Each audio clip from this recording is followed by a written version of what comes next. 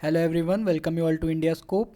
तो जैसे हमने अपने लास्ट वीडियो में देखा था राजपूतों के बारे में, तो राजपूतों से हमारा मिडीवल इंडिया स्टार्ट हो गया था। मिडीवल इंडिया की हिस्ट्री के बारे में बात करें तो ये भारत के इतिहास का वो दौर था जब दिल्ली की गद्दी पर लगातार शासक बदल रहे थे और उनकी तलवारों से बदल रही थी भारत की राजनीति। तो चलिए जानते हैं दिल्ली सल्तनत की इस इंटरेस्टिंग स्टोरी के बारे में। तो चलिए देखते हैं सल्तनत पीरियड के बारे में।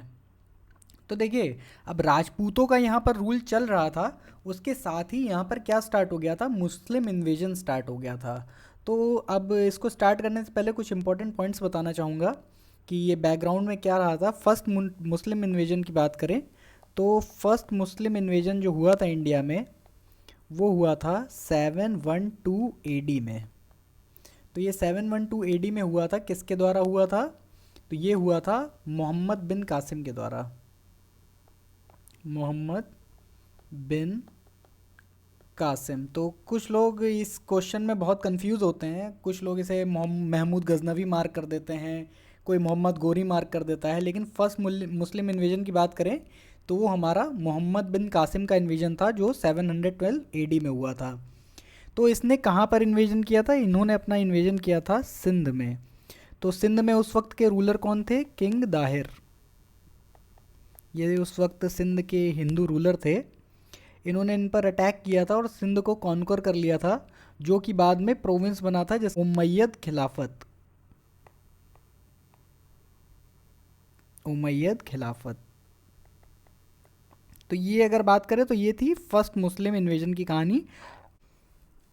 अब अगर फर्स्ट अब देखिए, फर्स्ट मुस्लिम के बाद एक जो थोड़ा सा ट्रिकी पॉइंट रहता है उसमें पूछता है फर्स्ट टर्किश इन्वेजन। इस तरह से क्वेश्चन आता है। तो फर्स्ट टर्क इन्वेजन के बारे में अगर पूछे तो वो किसने किया था? वो किया था महमूद गजनवी ने। महमूद गजनवी। तो ये सुल्तान ऑफ गजनी थे। इन्होंने लगभग लगभग 17 बार इंडिया पर अटैक किया था, इन्वेजन किया था, एक्सपीडिशन किया था इंडिया पर। और ये क्या कर रहे थे? ये इंडिया से खुद को एनरिच कर रहे थे। ये सोमनाथ मंदिर की लूट इन्होंने करी थी, ये इंडिया की वेल्थ चोरी कर रहे थे एक तरह से। उस वक्त पे इंडिया हमारा वैसे भी सोने की चिड़िया हुआ करता था। अब इन्होंने क्या किया? इन्होंने 1025 एडी में अटैक करा और कई सारे हिंदू मंदिरों को लूटा। और उन्हीं हिंदू मंदिरों में से इन्होंने मेन जो लूटा वो लूटा सोमनाथ मंदिर को, जिसे इन्होंने 1026 एडी में डिस्ट्रॉय कर दिया। किसे? सोमनाथ मंदिर को।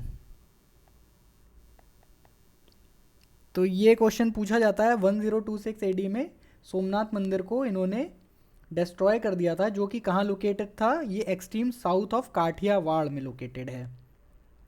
अब ये टेम्पल 1026 एडी में इनके द्वारा डिस्ट्रॉय कर दिया गया। अब इसके रिवॉर्ड में इस्लाम के लिए, मतलब इस्लाम में माना गया कि इन्होंने बहुत अच्छा काम किया है, और उसके रिवॉर्ड में इन्हें टाइटल मिला यामीन अल दावला। क्या टाइटल मिला? यामीन अल दावला का टाइटल मिला था। किसे? इनको, मोहम्मद गजनवी को, महमूद गजनवी को। तो ये टाइटल इन्हें मिला किसके द्वारा? इनको मिला अब्बासिद कैलिफ के द्वारा।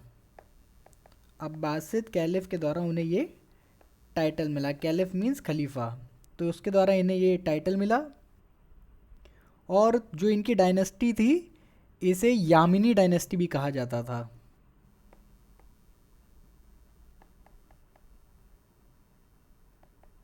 क्योंकि ये यामीन अल दावला थे। अब सेकेंड टर्क इन्वेजन की बात करें तो वो थी मोहम्मद गोरी की इन्वेजन।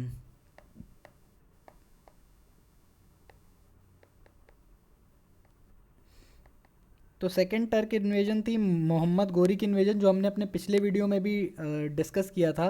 मोहम्मद गोरी ने इंडिया को इन्वेड किया और फाउंडेशन लेड करी थी किसकी? मुस्लिम डोमिनियन इन इंडिया।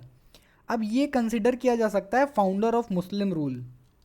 इन्होंने 1191, 1192 में और 1194 में तीन लड़ाइयाँ लड़ी थी, जो मैंने अपने प्रीवियस वीडियो में भी बताया था। 91 में first war of Tarain, second war of Tarain और बैटल ऑफ चंदावर। तो इनको क्या कहा जाता है? इन्हें फाउंडर ऑफ मुस्लिम रूल कहा जाता है। तो इसमें भी अगर ऐसा क्वेश्चन आता है कि founder of Muslim rule in India कौन था, तो इन्हें यानी मोहम्मद गोरी को फाउंडर ऑफ मुस्लिम रूल कहा जाता है। क्यों? क्योंकि इन्हीं के बाद से जो प्रॉपर मुस्लिम रूल है वो इंडिया में इस्टेब्लिश हो पाया था। तो ये कुछ जानने वाली चीज़ें थी, अभी आगे देखते हैं। अब सल्तनत पीरियड की बात करें तो ये 1206 सी से लेकर 1526 सी तक का एरा है, जिसमें सीरीज ऑफ मुस्लिम डायनेस्टीज़ ने दिल्ली को रूल किया। अब ये पीरियड जो था इसने इंडो इस्लामिक कल्चर की नींव रखी थी। इसमें आर्किटेक्चर भी आता है, एडमिनिस्ट्रेशन भी आता है, सोशियो इकोनॉमिक चेंजेस आते हैं जो कि मिडीवल इंडिया को शेप कर रहे थे। अब सोर्सेज ऑफ इंफॉर्मेशन की बात करें तो लिटरेरी सोर्सेज हैं, जैसे कि तारीख़ फ़िरोज़ शाही, तबाक़त नसीरी और अमीर खुसरो की राइटिंग्स। इनको सबको हम अच्छे से डिस्कस करेंगे अपने आने वाली वीडियोस में। अभी तो एक मैं ब्रीफिंग दे रहा हूँ दिल्ली सल्तनत के बारे में कि हम आगे क्या क्या जानेंगे। अब आर्कियोलॉजिकल सोर्सेज की बात करें तो कई सारे मॉन्यूमेंट्स हैं, जैसे कि कुतुब मीनार, अलाई दरवाज़ा, कॉइन्स और इंस्क्रिप्शन। ये सब इस मिडीवल दिल्ली सल्तनत के पीरियड के बारे में हमें जानकारियाँ देता है। अब मेजर डायनेस्टीज़ की बात करें तो सबसे पहली डायनेस्टी थी स्लेव या मामलुक डायनेस्टी, जिसने 1206 से 1290 एडी तक रूल किया। अब इसकी बात करें तो ये कुतुबुद्दीन ऐबक के द्वारा इसे फाउंड किया गया था, जो कि मोहम्मद गोरी के डेथ के बाद जिसने सिंहासन को अपनाया था। अब इनके नोटेबल रूलर्स की बात करें तो इल्तुतमिश थे, जिन्होंने इक्ता सिस्टम को इंट्रोड्यूस किया था, कुतुब मीनार को कंप्लीट कराया था। रज़िया सुल्ताना थी, जो कि पहली और ओनली वुमेन रूलर थी दिल्ली सल्तनत की, मतलब इंडिया की फ़र्स्ट रूलर थी और दिल्ली सल्तनत की ओनली रूलर थी। अब इनका जो डिक्लाइन है वो बलबन के बाद स्टार्ट हो गया था। आगे देखें तो खिलजी डायनेस्टी 1290 से 1320 तक, तो इसे फाउंड किया गया था जलालुद्दीन खिलजी के द्वारा, जिसे स्ट्रेंथन किया अलाउद्दीन खिलजी ने। अब अलाउद्दीन ने कई सारे रिफॉर्म्स लाए थे, जिनमें इंपॉर्टेंट है मार्केट कंट्रोल, आर्मी रिफॉर्म्स और एक्सपेंशन टू डेक्कन। इन्होंने डेक्कन की तरफ अपना मार्च करा और एक्सपेंशन अपना डेक्कन की तरफ बढ़ाया था। अब तुगलक डायनेस्टी की बात करें तो ये इनके जो फाउंडर थे वो थे घियासुद्दीन तुगलक। नोटेबल रूलर्स की बात करें तो मोहम्मद बिन तुगलक, जिन्हें इनके एम्बिशन के लिए जाना जाता है, काफ़ी होशियार माने जाते हैं, लेकिन इनके सारे के सारे एम्बिशन फेल हो गए। इन्हें पागल सुल्तान और कई तरह की बातें कही जाती थी, वो अपने अपने आगे वाले वीडियो में देखेंगे। तो इनके कई सारे एम्बिशंस थे, लेकिन वो फेल एक्सपेरिमेंट्स हो गए, जैसे टोकन करेंसी, और इन्होंने अपनी कैपिटल दौलताबाद शिफ्ट करी थी, जो कि फेल हो गई थी। अब फिरोज शाह तुगलक की बात करें तो इनको इनके वेलफेयर मेजर्स के लिए जाना जाता है। कैनाल्स इन्होंने बनाई थी और नई सिटीज़ बनाई थी, उसके लिए इन्हें जाना जाता है। सैयद डायनेस्टी में ऐसा कुछ खास तो नहीं कहेंगे, वीक रूलर्स थे, इनका कंट्रोल कोई बहुत ज़्यादा नहीं था, नॉमिनल सा कंट्रोल था, लेकिन ये दिल्ली सल्तनत में आए थे, इन्होंने भी रूल किया था, इसलिए इनके बारे में भी जानना ज़रूरी है। इनका जो रीन था वो ये था।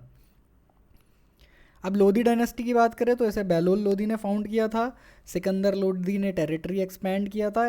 एंड हुआ इसका जब इब्राहिम लोधी थे, वो बाबर के द्वारा डिफीट कर दिए गए फर्स्ट बैटल ऑफ पानीपत, जो कि 1526 एडी में हुआ था। तो बाबर के आने से ये जो दिल्ली सल्तनत है ये ख़त्म हो गया, और कहाँ से, यहाँ से क्या स्टार्ट हो गया, मुग़ल एम्पायर का स्टार्ट हो गया। तो इन्होंने, मतलब यहाँ से हमारा मुग़ल एम्पायर स्टार्ट हो गया था। तो ये थे हमारे दिल्ली सल्तनत के मेन जो रूलर्स जिन्होंने रूल किया था दिल्ली पे उस वक्त पे। तो ये दिल्ली सल्तनत है। अभी देखिए इसे अच्छे से हम पढ़ेंगे, एक एक डायनेस्टी के बारे में, ये जितने रूलर हैं इंपॉर्टेंट उनके बारे में अपने आगे आने वाले वीडियोस में। एडमिनिस्ट्रेशन की बात करें तो इनका जो एडमिनिस्ट्रेशन था, सेंट्रल एडमिनिस्ट्रेशन था, सुल्तान उसमें सुप्रीम अथॉरिटी हुआ करता था। इक्ता सिस्टम की बात करें तो ये लैंड रेवेन्यू का एक सिस्टम था, जो कि मिलिट्री सर्विसेज के रिटर्न में नोबल्स को दिया जाता था। अब मिलिट्री की बात करें तो इनके पास काफ़ी लार्ज स्टैंडिंग आर्मी थी, इन्होंने कैवेलरी और आर्चर्स का यूज़ किया था। सोसाइटी और कल्चर की बात करें तो यहाँ पर क्या हुआ था, पर्शियन, टर्किश और इंडियन ट्रेडिशन का एक फ्यूजन हुआ था, तो कुछ नया ही निकल करके आया था ये सब मिल करके। अब डेवलपमेंट की बात करें तो यहाँ पर इंडो इस्लामिक आर्किटेक्चर डेवलप हुआ था, जैसे कि कुतुब मीनार और अलाई दरवाज़ा में हमें देखने को मिलता है। इकोनॉमी की बात करें तो इनकी एग्रीकल्चरल इकोनॉमी थी, जो कि लैंड रेवेन्यू पर बेस्ड थी।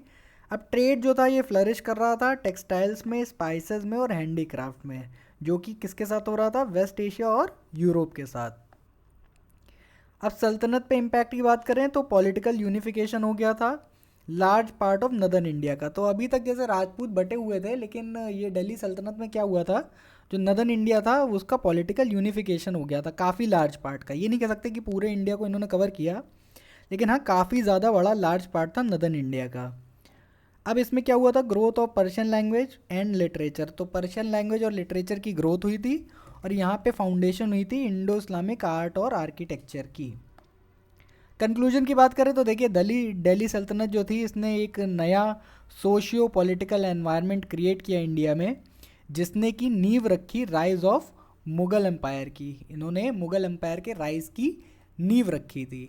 तो ये था हमारा वीडियो दिल्ली सल्तनत के ऊपर।